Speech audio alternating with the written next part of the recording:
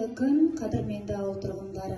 Өгітсе ауылдық мәдениет үйі және ауылдық кітапханасының Инстаграм желіне қосылып жатқан көрермендер.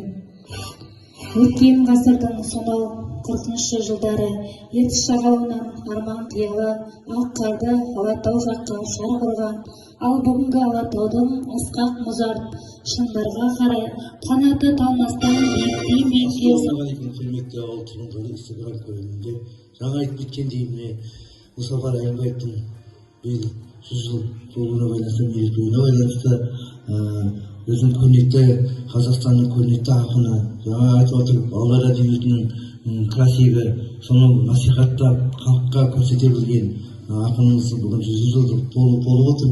Шарбақты ауданы Павлодар облысында дүниеге келген әнші күйшілердің, ақын жырлардың думандырған өнер төрінде солардың тәтті сазын, қатындай сөзін қара шыңындай құлағына құйып өскен. Күн батады, дүйдау жұрт ұясына, ондай ұя әсте жоқ туасына, әнге кіріп ұйқыға шомбайды күн самғайды заңғардың қиясына.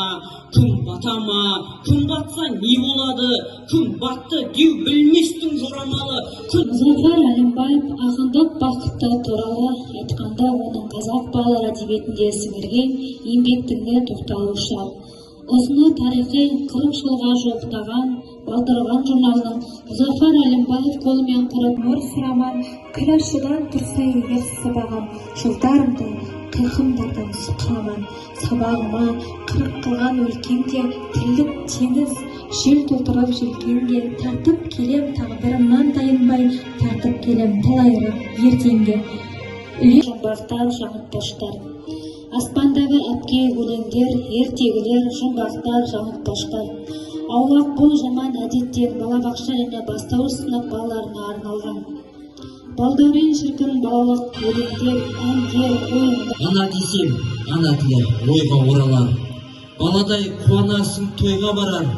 Тыңдасаң қойаңыздан көркем нақ. Ішімізді аяқтай отырып, әрмен қарай ауылдық кітапханада бала тілін тапқан ақын Мұзафар атты кітап көрмесімен жалғасады.